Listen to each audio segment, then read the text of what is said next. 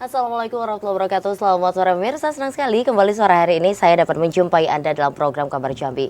Program yang kami hadirkan untuk memberikan informasi, menambah pengetahuan, wawasan, bahkan juga menginspirasi untuk seluruh masyarakat Jambi dimanapun Anda berada yang sedang menyaksikan tayangan ini. Pada hari ini senang sekali karena kita kehadiran dua orang narasumber yang begitu luar biasa, anak-anak muda yang terus berkarya di jalannya masing-masing dan bersinar gitu. Langsung saja kita sapa satu persatu. Kebetulan laki-laki semua, jadi saya paling cantik di sini ya. Langsung saja kita sapa.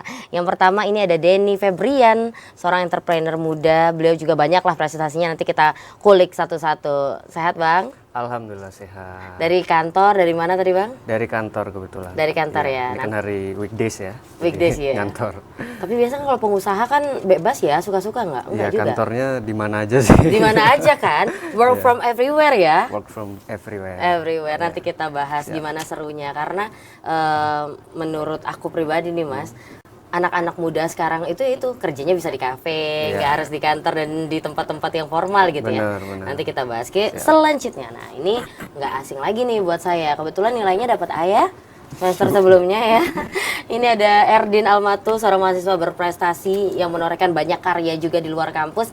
Selamat sore, sehat Erdin? Selamat sore, alhamdulillah sehat. Alhamdulillah. Gimana tadi dari kampus kah atau dari mana? Kebetulan kita di fakultas itu sedang mengadakan magang bersama semuanya. Jadi saya tadi dari tempat magang. Dikasih izin? Dikasih izin. Dikasih izin. Dikasih izin. Karena tadi langsung ditelepon sama Kaprodi. langsung Kaprodi yang telepon. Terima kasih Bapak. Baiklah, ini berbicara tentang tema kita pada hari ini. Seru ya, muda berkarya. Karena anak-anak muda sekarang nih, Bang Denny, sebelum kita masuk Bang Denny ini siapa?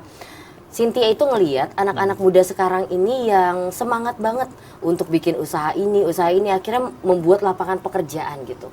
Kalau zaman Cynthia dulu mungkin lebih nyari kerja di mana nih, terus kejarannya BUMN katakanlah seperti itu, atau perusahaan-perusahaan atau tempat-tempat yang udah terkenal. Kalau sekarang kayaknya lebih hobi untuk membangun perusahaan sendiri dan sebagainya. Gimana nih menurut Bang Denny seorang pengusaha muda?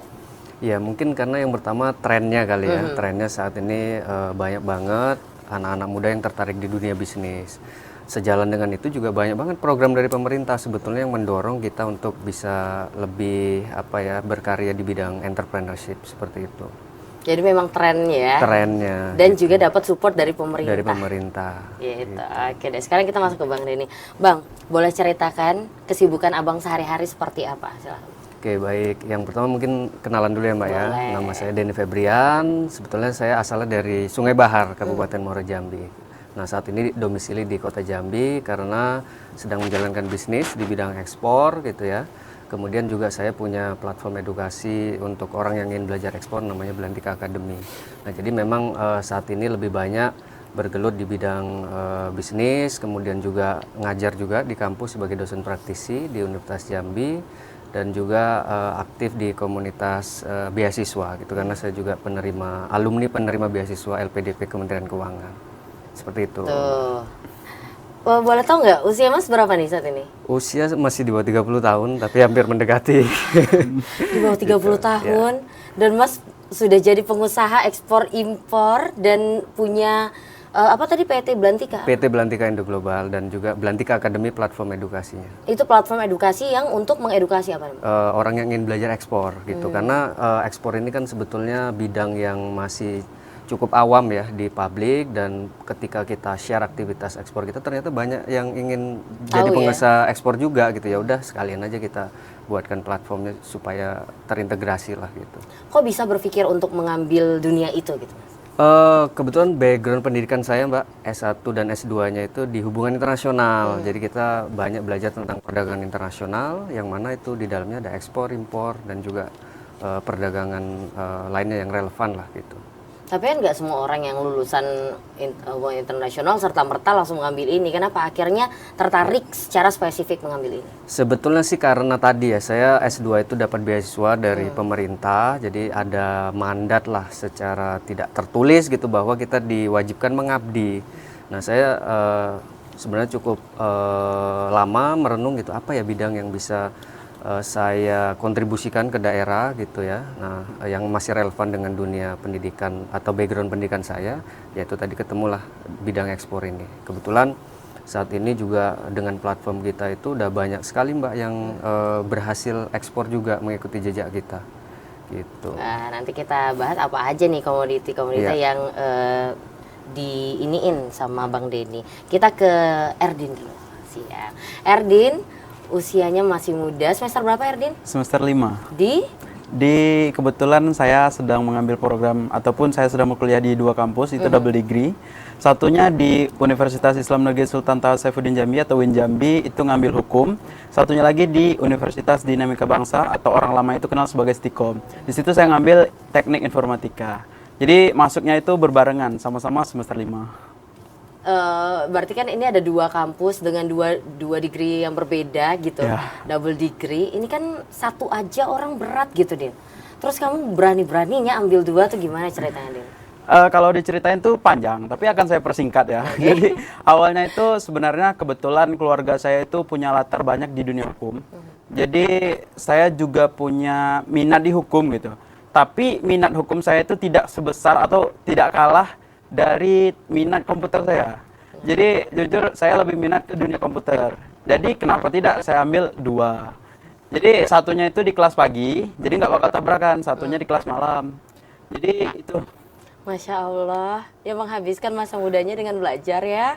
Pagi dia belajar di kampus yang satu, malam dia belajar lagi di kampus yang satu. Dan gak hanya itu, pemirsa Bang Denny, tapi Erdin ini juga ikut beberapa kegiatan di luar kampus. Benar ya, Din? Boleh diceritain, Din? Kebetulan, alhamdulillah sekarang saya tengah menjadi atau tengah dipercaya sebagai Duta Bahasa Nasional 2024 sekaligus Duta Bahasa Provinsi Jambi tahun 2024. Saya terbaik 1 kebetulan, syukur gitu. Dan kemarin waktu di nasional itu dapat ini juga ya, Samir juga ya? Dapat. Apa tuh? Boleh dong dikasih tahu, jangan malu-malu. Di nasional Provinsi Jambi untuk tahun ini kita dapat top 10 favorit. Di sini favoritnya bukan berdasarkan voting, namun berdasarkan penilaian juri. Ya, gitu. Jadi Duta Bahasa Nasional favorit ya. Ya. Siap. Oke deh. Nih, Erdin ini kan selain mengambil double degree, terus juga ikut beberapa kegiatan di luar kampus. Ini kan tentu nggak mudah ya. Nggak semua mahasiswa akan melakukan itu. Tapi Erdin gimana ngerasainnya, capek kah? Atau enjoy aja kah? Dan bisa nggak sih bagi-bagi? Terus ada yang keteteran nggak? Kalau di UIN kan kebetulan saya juga di sana dan saya tahu persis bagaimana Erdin di kampus yang tetap aktif, nilainya tetap bagus, jadi ketua kelas pula. Tapi apakah di tempat lain jadinya keteteran atau gimana, Din? Kebetulan kalau untuk keteteran sih enggak. Jadi di sini saya sudah gimana ya? Saya sudah berkomitmen kepada diri saya agar saya itu dapat menjalankan satu-satu dengan baik. Caranya gimana? Caranya saya itu pernah ataupun banyak mendengar siniar-siniar atau podcast dari orang-orang ternama di dunia dan bagaimana cara mereka mengatur atau memanage waktu mereka itu dengan cara salah satunya dengan daftar prioritas. Daftar prioritas. Selain dengan daftar prioritas, jujur saya juga melakukannya tanpa dipikirkan. Karena kalau kita pikirkan itu nggak bakal selesai dan bakal numpuk. Capek Jadi, malah ya? Iya, yang ada malah capek. Jadi yang saya lakukan adalah saya kerjakan tugas-tugas saya berdasarkan prioritas. Saya hanya lakukan tugas ataupun kegiatan tanpa memikirkannya. Karena kalau dipikirin nggak bakal ada habisnya. Gitu. Siap, jadi dikerjain aja ya? Ya, kebetulan juga saya sekarang selain jadi mahasiswa double degree dan duta bahasa, saya juga sedang mendalami dunia kreator konten. Saya juga mendalami dunia pembuatan konten digital. Itu saya aktif di dunia platform YouTube, TikTok, itu membahas tentang tips dan trik teknologi, editing foto, video, dan sebagainya lah gitu. Karena saya hobinya dunia itu, jadi itu yang bisa saya bagikan sekarang. Asik, pokoknya bermanfaat, berkarya di bidang yang kita suka. Iya, benar. Siap, nih kita ke Bang Dani lagi. Tadi kalau Bang Dani bilang, karena Abang background kuliahnya tidak jauh dari itu, hubungan internasional dan sebagainya gitu. Tapi kan balik-balik lagi, tidak semua orang berani untuk memulai usaha. Dan Abang gimana nih, apakah memang dapat dukungan dari keluarga? Kalau Erdin tadi kan memang background keluarganya ini banyakkan hukum nih. Akhirnya ya udah deh aku ambil hukum, tapi aku juga suka ini ambil ini. Nah kalau Abang gimana? Sebetulnya sih tantangan banget karena setelah lulus dari S2 saya itu keterima di salah satu multinational company yang bergerak di oil and gas gitu kan.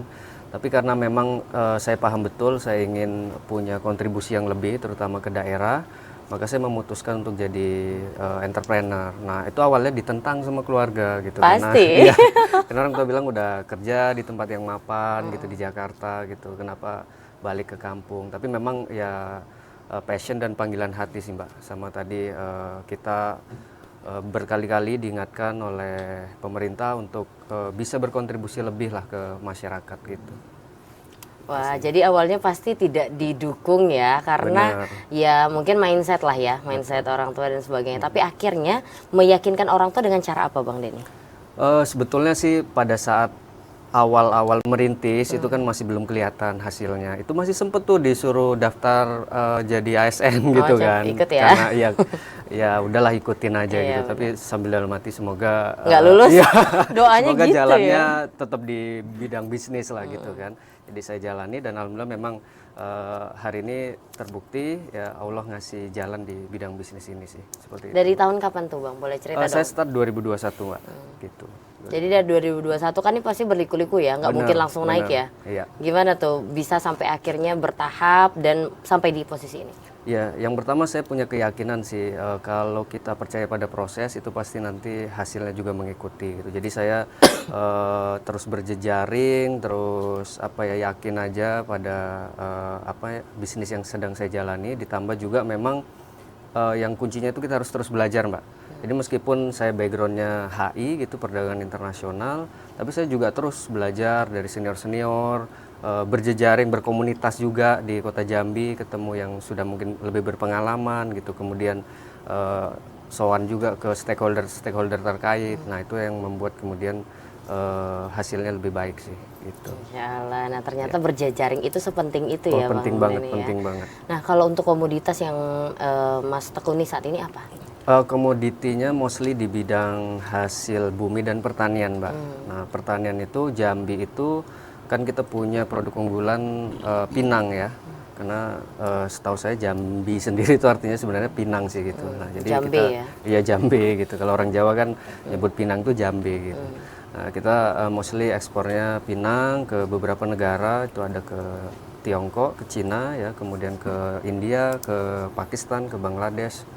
Kemudian ada juga yang unik nih, ada namanya lidi nipah Mbak, atau bahasa Inggrisnya itu broomstick.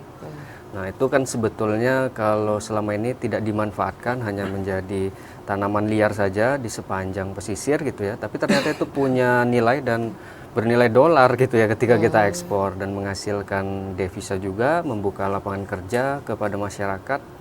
Nah jadi itu kemudian ada beberapa kali batu alam juga kita ekspornya gitu. Waduh, ini kalau nggak orang-orang yang pinter apa ngerti nih lidi nipah ternyata bisa punya nilai di mata negara lain gitu ya, Bang ya. Iya, sebetulnya sih karena kita menjalani bisnis ini, kita sering turun ke lapangan sehingga ketemulah komoditi atau produk-produk yang selama ini mungkin kita tidak expect itu bisa punya nilai, tapi setelah kita jalani, kita promosikan juga, nah akhirnya ketemu sih ini ya, pembelinya gitu. Proses ya? Proses. Nanti akan kita lanjutkan prosesnya. Ini untuk Denny dan Erdin semakin menarik. Pemirsa, tetap bersama kami akan kembali usai jeda pariwara berikut ini.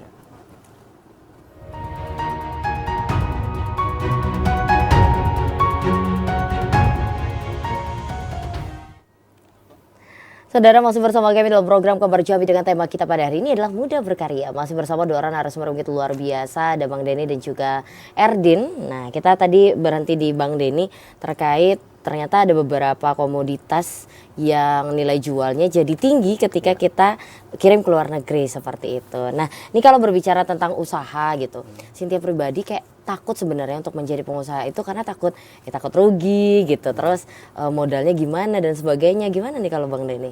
Iya, sebetulnya itu yang udah harus kita tanamkan di mindset sejak awal memulai sebetulnya. Karena bisnis itu pasti ada ups and down-nya, dan itu bagian dari proses.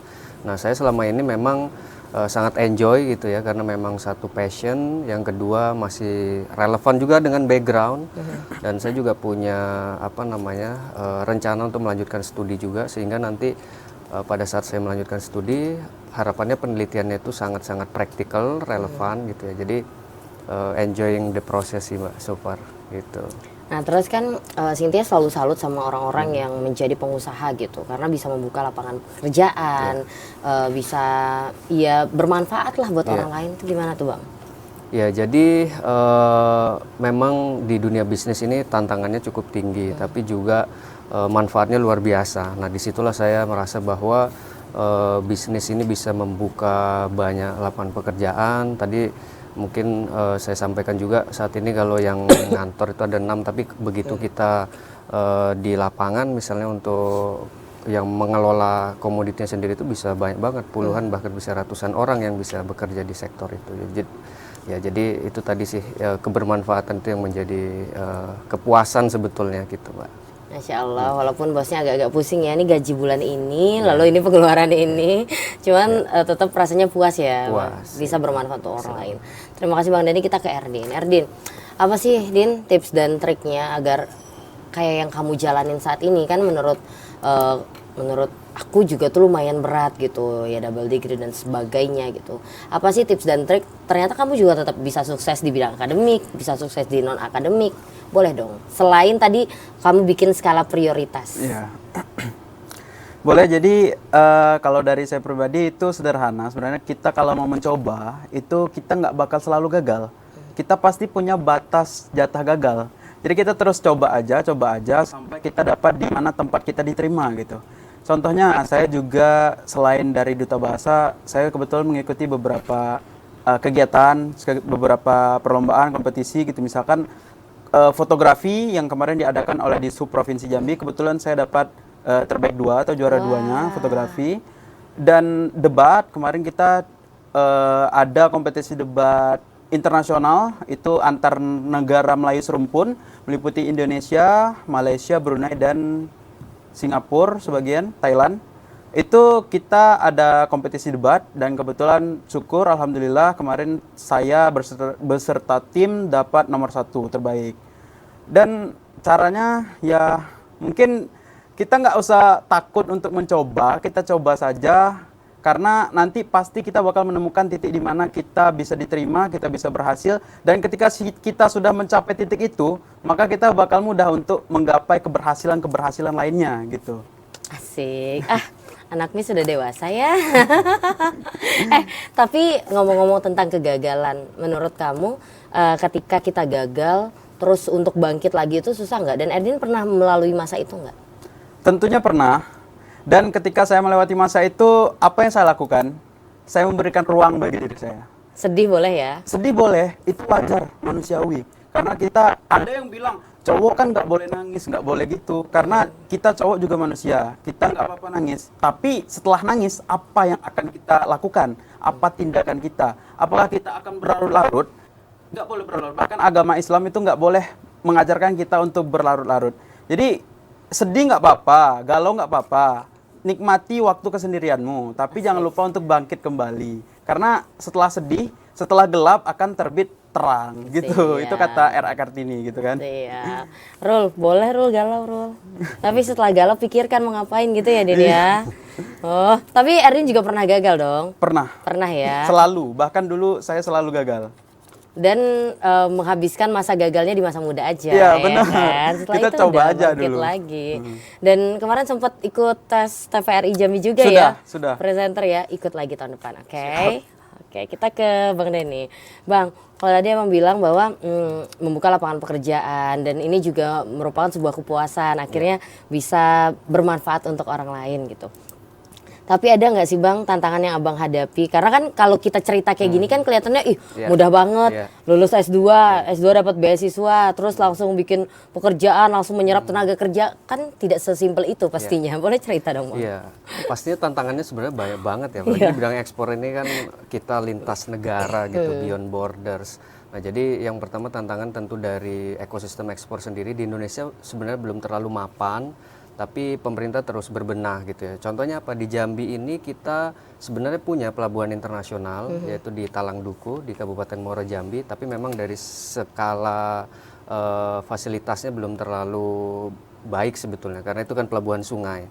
Nah tantangan lainnya adalah kita di hulu di di produsen atau supplier itu kadang-kadang belum bisa memenuhi apa ya konsistensi untuk produknya supaya spesifikasinya konsisten gitu. Nah itu yang terus kita juga dorong sebagai eksportir karena kita tahu apa yang diinginkan oleh pembeli. Nah itu yang kita terus perbaiki sebetulnya dari hulunya, kemudian nanti di tengah itu ada di logistiknya sampai nanti ke servis kepada pembelinya di luar negeri. Itu sih yang menjadi tantangan saat ini. Itu kan tantangan secara teknisnya Iya. gitu. Di luar teknis ada nggak tantangan yang abang hadapi? Di luar teknis Entah itu mungkin, permodalan, iya, entah itu komunikasi dengan klien dan sebagainya. pasti. Nah permodalan ini untuk para pelaku ekspor itu pasti menjadi satu tantangan lah atau hambatan gitu, apalagi yang baru mulai. Tapi saya juga sampaikan di platform kita kalau kita sedang sharing terkait ekspor itu, bahwa sebetulnya bisa kok kita misalnya dengan pembeli itu minta down payment atau pembayaran di depan, sehingga nanti kita bisa mendapatkan modal dulu untuk kemudian memproduksi dan mengirim barangnya gitu. Kemudian tantangan lainnya misalnya selain permodalan itu ada di logistik gitu kan. Misalnya kita mau ekspor nggak harus skala besar gitu, skala kecil bisa nggak? Nah sayangnya memang di Jambi belum bisa, kita harus kirim dulu keluar kota di pelabuhan-pelabuhan utama misalnya di Jakarta atau di Surabaya atau di Medan. Nah baru kita kirim barangnya. Tentu hambatannya adalah biayanya semakin tinggi. Ada penelpon, nanti kita lanjutkan. Oke, Halo, selamat sore. Selamat sore. Selamat sore. Selamat sore menjelang malam Mbak Cynthia Permana. Oh iya, dengan siapa di mana Bapak? Dari Yudi di Telanai Mbak. Cynthia godain Bapak Yudi aja. Pak Yudi ingin berikan pertanyaan, komentar, saran, silakan Pak. Iya Mbak, ini saya sore ini sangat gembira Mbak. Saya mendapatkan ya seorang muda entrepreneurship ya. Ya. Yang saya sangat mau tanyakan nih. Khususnya pertama saya sapa dulu Bung Denny, entrepreneurship muda, dan Bung Erdian ya, Ya, mahasiswa berprestasi. Saya lebih cenderung ke Bung Denny nih. silakan Pak. Nah, jadi saya studi kasus saya 10 tahun yang lalu saya menggarap namanya tim Garut. Jadi tim ini sudah di 11 kabupaten menanam pohon gaharu. Mungkin bisa dilihat di Google ya apa manfaatnya. Karena gaharu ini kalau kita bandingkan bahwa pohon gaharu ini seperti kalau kulit manis kan dia kulitnya dipakai untuk rempah. Tapi kalau gaharu ini, pohon gaharu ya ini batangnya dalamnya, hingga dia diperlukan inokulasi, penyuntikan melalui serum. Nah ini sudah saya lakukan 10 tahun yang lalu. Saya sudah punya petani di 11 kabupaten. Nah ini diperkirakan 3 tahun lagi akan panen.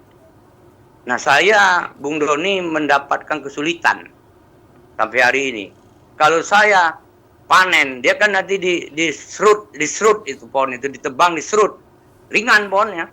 Nah itu nanti kan di Timur Tengah, pemasaran di Arab sana, dia dibakar tuh.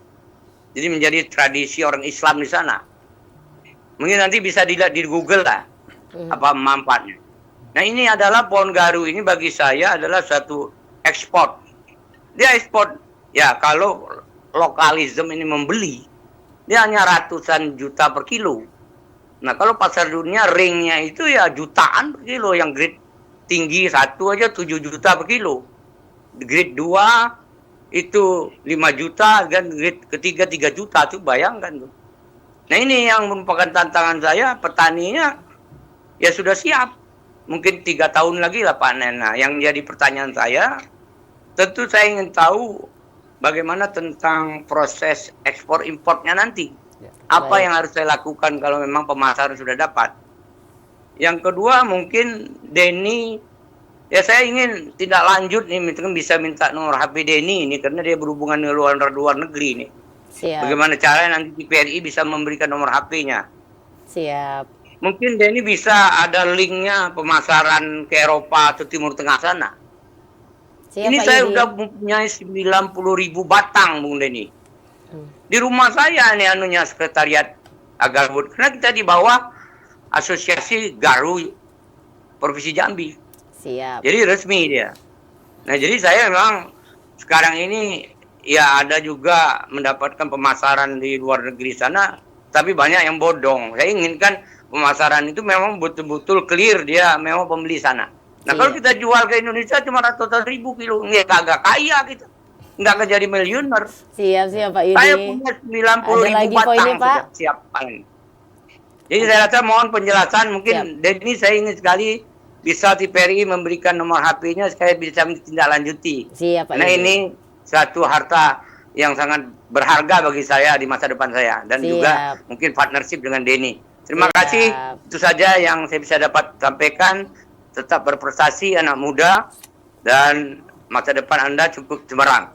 Wabillahi taufiq wal hidayah. Wassalamualaikum warahmatullahi taala wabarakatuh. Waalaikumsalam warahmatullahi wabarakatuh. Wah, langsung saja dijawab nih sama Bang Denny, karena Pak Yudi ini adalah salah satu penonton setia kita yang kerap kali memberikan atensi atau perhatian yang luar biasa. Terima kasih sekali lagi Pak Yudi.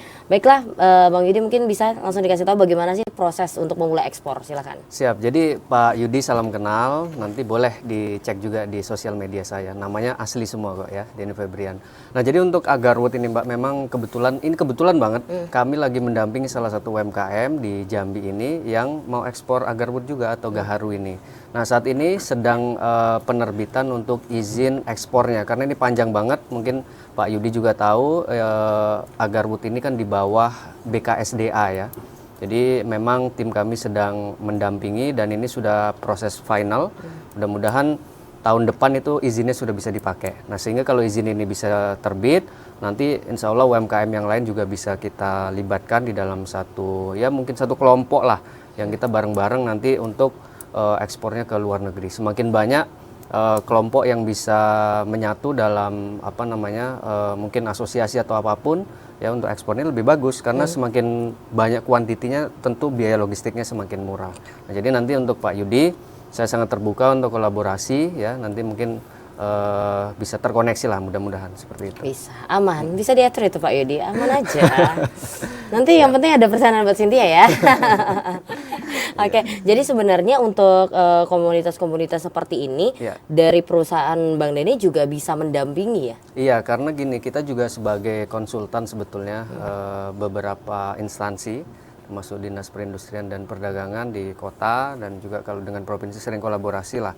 Sama kemudian di Rumah BUMN. Nah, Rumah BUMN ini kan salah satu institusi yang menghandle CSR-nya BUMN lah gitu. Nah, kita di sana dan program mereka juga mendorong UMKM go global. Jadi memang ekspor ini memang nggak bisa dilakukan orang perorangan, memang harus kolaborasi gitu karena terkait dengan perizinan, terkait dengan logistik gitu ya. Nah, jadi insya Allah bisa lah kita dorong produk-produk unggulan dari Jambi ini untuk go global. Tadi juga sempat dibahas sama Pak Yudi mengenai takut ada joki-joki yang tidak benar dan sebagainya, itu gimana? Apakah memang trennya bisa ada yang seperti itu?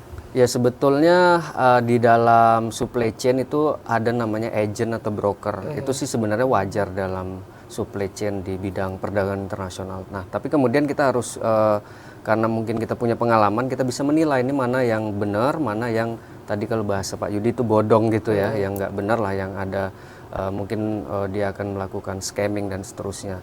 Nah tapi sebenarnya gini, kalau agent atau broker yang benar itu sebenarnya jalan untuk kita nanti ketemu end buyer-nya gitu kan, atau end consumer-nya. Jadi nggak apa-apa, kita mungkin transaksi pertama lewat agent atau broker dulu, nanti begitu kita sudah ketemu end buyer-nya, nah itu akan jauh lebih bagus sih profitnya biasanya seperti itu. Oke, tapi ada tips-tipsnya juga dong untuk memilih broker. Nanti dibahasnya kita ke Erdin dulu deh. Oke. Biar Pak Yudi nonton terus. Nah, kita ke Erdin. Din, tadi kalau kita sudah ngebahas bagaimana Erdin berjuangnya lah gitu ya untuk semuanya bisa ditempuh dan semuanya bisa maksimal gitu. Kalau dukungan dari keluarga seperti apa sih, Din? Kalau untuk dukungan dari keluarga itu mendukung, tentunya mendukung. Ayah saya, ibu saya kebetulan keduanya masih ada, alhamdulillahirrahmanirrahim. Keluarga saya juga mendukung dengan prestasi-prestasi saya, dan intinya saya bersyukur memiliki keluarga yang sangat mendukung. Tentunya juga melihat banyak teman-teman kita yang banyak kurang mendapat dukungan. Tentunya kalian hebat, kalian kuat, dan yakinlah kalian pasti bisa melewati itu, dan yakinlah kalau Tuhan akan menyiapkan sesuatu yang besar untuk kalian. Mungkin segitu. Jadi kalau untuk double degree juga keluarga oke-oke aja gitu ya. Dan kalau Erdin pergi-pergi misalnya katakanlah ikut lomba ini, ikut lomba itu, karena yang saya lihat Erdin ini kan lumayan aktif nih, ikut lomba, ada lomba ikut, ada lomba ikut. Ada nggak sih celetukan dari orang tua kayak, ya nggak usah selesain aja kuliahnya dan sebagainya gitu? Ya, namanya juga orang tua. Yeah. Ya sudah pasti ada yang begituan. Apalagi terutama ibu saya. Ibu saya itu sangat khawatir akan kepergian saya ke sini, ke situ, ke sini, ke situ. Namun saya wajar. Namanya juga orang tua. Orang tua kan gitu karena dia sayang sama kita. Tapi nggak apa-apa karena orang tua saya juga cukup baik. Walaupun dia khawatir, risau, cemas segala macam, celetukan sana sini, ini nggak boleh ini gitu, gini gitu, atau kuliahnya harus cepat selesai gimana gitu. Tapi nggak apa-apa, saya mengajarkan hal itu. Tapi orang tua saya walaupun dibalik celetukannya itu, saya yakin mereka sayang dengan saya dan mereka ingin saya terus berkarya dan berprestasi. Asik. Cukup yakin gitu aja sih. Mama tenang aja, Ma. Ini mahasiswa Cynthia kok, aman, baik banget anaknya, Ma. Jadi Mama tenang aja, kalau udah ikut lomba tuh beneran ikut lomba gitu. Baiklah, nanti kita lanjutkan ya Bang Denny dan juga Erdin. Nanti ke Bang Denny tentang gimana sih memilih broker ataupun agent yang tadi disampaikan. Pemirsa tetaplah bersama kami akan kembali sejenak pada warna berikut ini.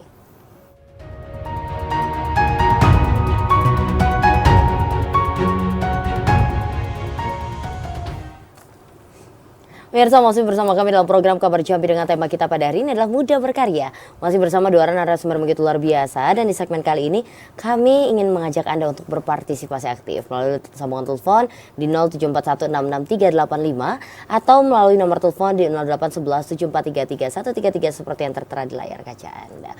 Kalau tadi sudah ada Pak Yudi, nah kita juga masih mengundang bapak-bapak, abang-abang, kakak-kakak, ayu-ayu yang lain yang juga mau bergabung bersama kita. Lanjut kita ke Bang Denny. Bang, berbicara tentang ekspor-impor ini, ekspor bukanlah hal yang mudah lah gitu ya. Selain kita harus pinter berjejaring, kita juga harus tahu persis bagaimana alurnya. Dan tadi Pak Yudi sempat menyinggung tentang agent ataupun broker. Ada nggak sih tips dan triknya agar nggak salah pilih broker atau agent? Ya, jadi yang pertama memang kita harus perhatikan betul ya, dari mulai proses si buyer atau agent atau broker tadi mengirimkan letter of intent biasanya, surat minat lah untuk membeli produk kita. Itu kita cek seluruh identitasnya, perusahaannya, legalitasnya.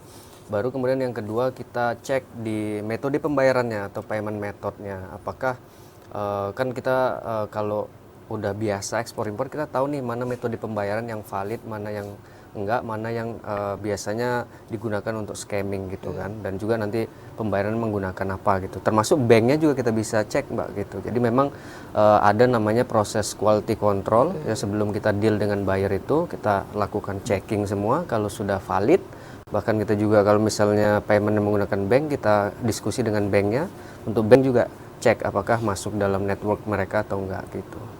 Jadi itu sih. memang harus pinter-pinter ya ketika quality control ini ya, Bang ya. Nah, terus berbicara juga tentang Pak Yudi tadi ingin memulai untuk ekspor gaharu dan sebagainya. Kalau untuk ekspor ini izin seberapa penting sih, Bang, untuk komoditas yang akan kita ekspor? Nah, izin tuh penting banget di bidang ekspor ini. Karena apa? Karena pengecekannya itu kan nggak hanya di dalam negeri, Mbak. Kita akan ada pengecekan di border dan post border namanya. Nah, maka dari itu izin sangat penting. Apalagi untuk produk-produk atau komoditi yang memang cukup disebutnya itu lartas, Mbak. Dilarang atau dibatasi. Nah, kalau untuk gaharu ini termasuk yang dibatasi. Karena apa? Karena itu kan bersumber dari kayu atau dari hutan gitu ya. Nah, sehingga harus ada izin-izin dari kementerian atau instansi terkait gitu. Jadi memang penting banget, kalau nggak ada izin tuh bisa dipastikan di pelabuhan Indonesia aja nggak bakal tembus gitu. Jadi kalau untuk pengurusan izinnya ini memungkinkan atau tidak kalau untuk yang dibatasi tadi seperti gaharu ini, Bang? Memungkinkan banget, yang penting kita tahu alurnya. Apalagi sekarang kan ada proses yang namanya single submission yang bisa dilakukan secara online juga. Kita bisa trace atau track proses perizinan tersebut secara online. Jadi yang penting kita tahu gitu ya, jenis izinnya apa, ngurusnya di mana, kemudian nanti pemenuhan atas dokumen-dokumennya seperti itu. Jadi dipelajari dulu sih. Kalau ketika Abang mulai dulu di tahun 2021, gimana izinnya? Apakah sekarang sudah ada peningkatan, semakin mudah kah, atau masih sama seperti dulu kalau yang abang tahu nih? Nah, jadi ini pertanyaan bagus banget karena saya itu mungkin dapat momentum ya Mbak ya. 2021 itu kebetulan Undang-Undang Cipta Kerja atau Omnibus Law itu diimplementasikan. Nah, disitulah ada beberapa kemudahan terutama di bidang ekspor ini yang memang kita sebagai pelaku usaha itu rasakan ya, lebih mudah dibanding sebelum-sebelumnya.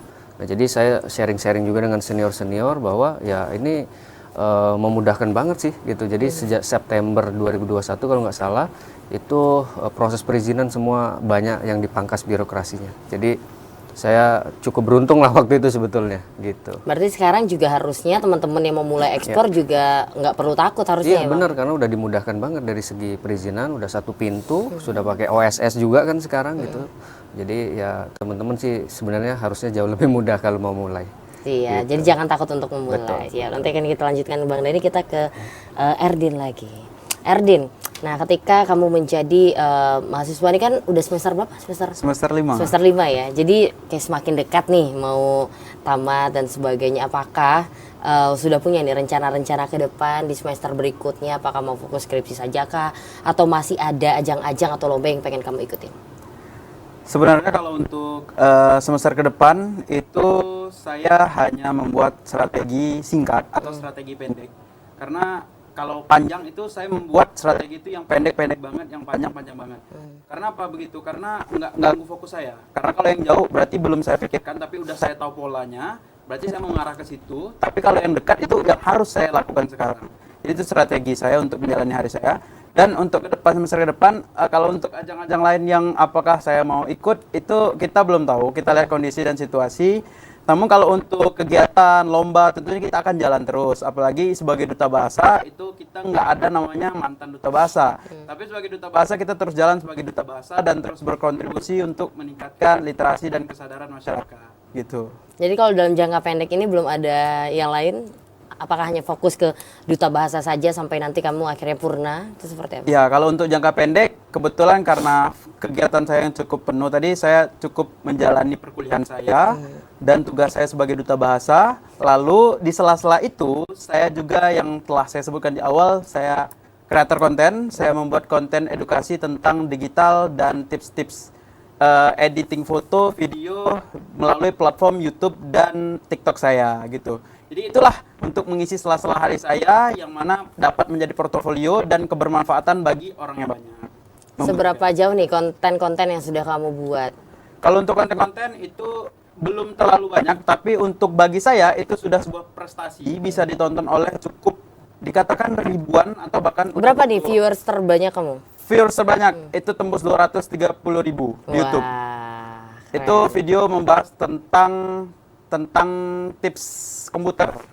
Jadi YouTube saya itu pengikutnya mungkin bagi sebagian orang ini masih kecil, tapi bagi saya sebuah kebanggaan memiliki pengikut itu di angka 1.200 sekarang. Kalau untuk TikTok itu di angka 6.000 kurang lebih. Wah, keren. Bisa nggak sih Bu diundang ke ininya? YouTube-nya nggak bisa? Boleh nanti suatu saat kita Tapi rencanakan kolaborasi. tapi nggak bisa tentang komputer. Selain komputer, kebetulan saya juga ada sedikit bahas tentang dunia literasi dan kebahasaan. Karena kebetulan saya duta bahasa, jadi saya perlu juga untuk membagikan hal itu tadi. Mungkin boleh kita kolaborasi nanti di itu boleh dunia lah. itu. Kalau ya. itu boleh. Karena pernah juga, jadi aman. Kalau itu aman. Kalau komputer jangan ya, jangan. Kita ke Bang Dhani lagi. Bang, kalau tadi kita bahas tentang izin ya. Iya, Yang kata Bang lumayan mudah sekarang, nggak sesulit dulu gitu. Harusnya sih teman-teman yang berniat untuk menjadi eksportir tuh harusnya udah mulai tergerak gitu. Kalau yang Abang lihat kondisi di Jambi saat ini, kenapa sih belum terlalu familiar untuk usaha di bidang ini gitu? Apakah ketakutan karena takut nggak gagal, takut apa sebenarnya Bang? Iya, sebetulnya mungkin edukasi ya. Jadi edukasi itu penting banget di bidang bisnis ini. Makanya kalau ada seminar-seminar, ada workshop, ada training-training itu penting banget untuk para pelaku usaha atau UMKM untuk ikutin. Karena nanti di sana kita terbuka wawasannya, termasuk salah satunya yang sedang digencarkan oleh pemerintah itu kan ya program Go Global ini, ekspor ya. Jadi ekspansi bisnis dari pasar domestik ke pasar internasional. Nah makanya menurut saya sih edukasi tentang ekspor ini harus terus digencarkan supaya para pelaku usaha, UMKM itu terpapar lah dengan potensi market yang ada di luar negeri seperti itu. Tapi kan belum terlalu familiar, katakanlah Cynthia melihat, Ya. karena kita sering mengundang UMKM juga di Kabar Jambi ini, dan belum banyak yang mengirimkan produknya ke luar negeri gitu. Ya. Padahal mereka punya potensi untuk Betul. itu gitu. Kenapa sih hal ini belum familiar gitu Bang, kalau menurut pandangan Abang? Ya, itu tadi yang kita sampaikan tantangan ya Mbak ya. Makanya kami juga sama dengan tadi Mas Erdin gitu ya. Kita punya sosial media juga yang melakukan edukasi itu. Kita mostly di TikTok sih sama di Instagram. Itu udah followernya mencapai 150 ribuan juga dengan view yang cukup tinggi juga karena sepertinya minat UMKM saat ini ke bidang ekspor itu cukup tinggi gitu. Nah, kemudian di Jambi sendiri kami sering ke kampus-kampus, kemudian seminar-seminar juga di beberapa platform lah gitu untuk mengedukasi ini gitu sih. Semakin banyak yang teredukasi, harusnya semakin banyak yang tertarik ya. Betul, Dan berminat. betul. Karena beberapa UMKM yang kita undang ke sini ada yang melakukan ekspor dan sebenarnya kompetitornya juga memiliki potensi bahkan lebih, tapi nggak sampai produknya ke luar negeri gitu. Hal-hal yang mungkin memang harus terus digencarkan gitu ya Bang Denny ya. Nah, sejauh ini untuk tadi kan Abang juga bilang bahwa pemerintah sudah memberikan ruang, sudah memberikan banyak bantuan untuk kita bisa bergerak lebih leluasa gitu. Sejauh ini bagaimana Abang melihat dukungan-dukungan yang diberikan oleh pemerintah untuk para pelaku eksportir seperti Abang?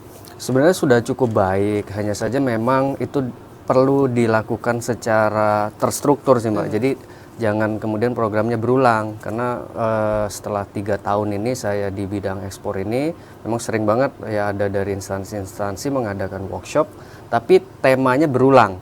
Jadi tidak berkelanjutan, kan kita harapannya berkelanjutan gitu. Bahkan ada salah satu LSM internasional itu yang juga programnya kalau nggak salah sampai 7 tahun gitu ya. Tapi unfortunately setiap tahun itu yang di-invite itu berbeda-beda gitu. Jadi kan sebenarnya harapannya kalau konsisten dari awal, misalnya binaannya beberapa kelompok, terus nanti sampai 7 tahun, nah itu saya bisa pastikan mereka pasti bisa ekspansi produknya gitu. Jadi memang kami juga sering ngasih masukan gitu ya kepada instansi atau stakeholder tersebut untuk buat program yang berkelanjutan gitu. Mungkin kecenderungannya adalah biar gantian gitu. Tapi sebenarnya goalsnya bukan itu ya Bang ya. Bukan merata, tapi kalau bisa satu kelompok tapi matang gitu ya. Betul, betul. Nanti akan kita lanjutkan Bang Denny dan juga Erdin. Pemirsa tetap bersama kami akan kembali usai jeda pariwara berikut ini.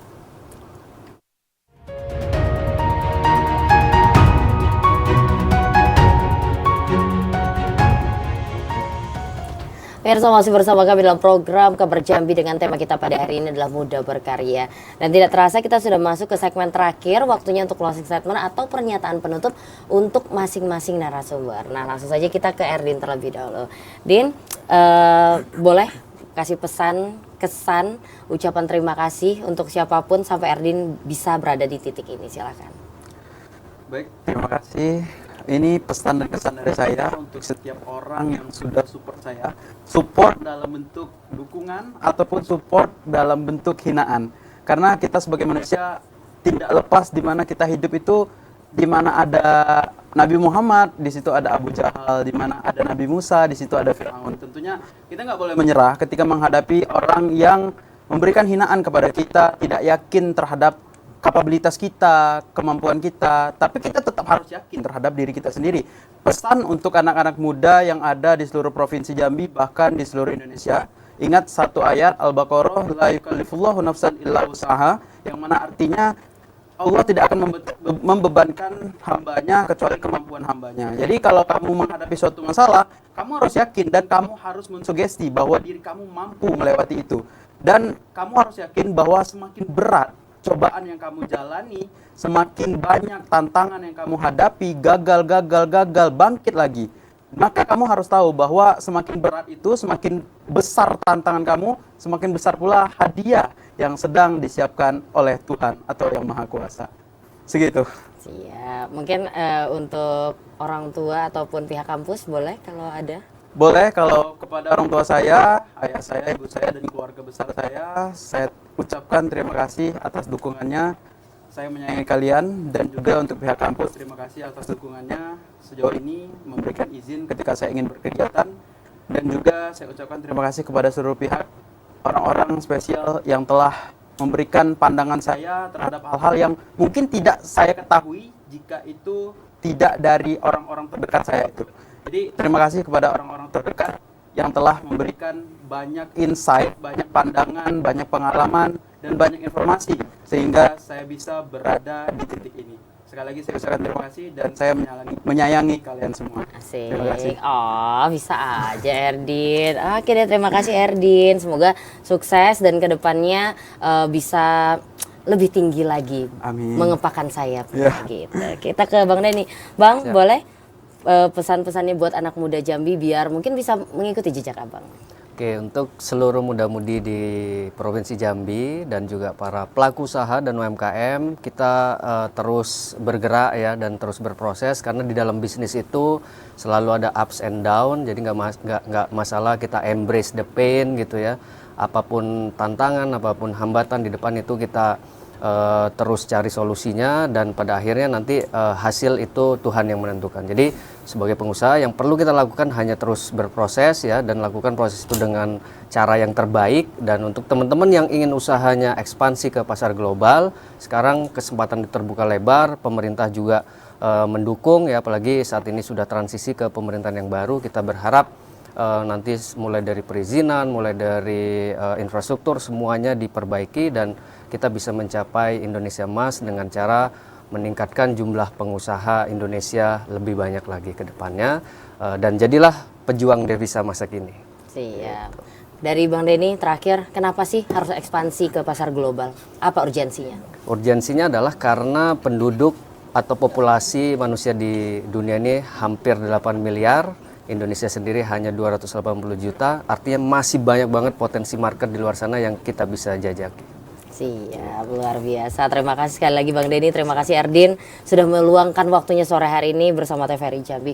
Dan pemirsa, demikianlah program Kabar Jambi. Seperti yang disampaikan oleh para narasumber, jangan pernah berhenti untuk berkarya karena kalau tidak menghabiskan masa gagal di masa muda, kapan lagi? Apakah ingin di masa tua? Tentu tidak. Mari bersama-sama kita berjuang, memberikan manfaat tidak hanya untuk diri kita, tapi untuk orang lain di sekitar kita, termasuk untuk bangsa dan negara. Wassalamualaikum warahmatullahi wabarakatuh. Sampai jumpa.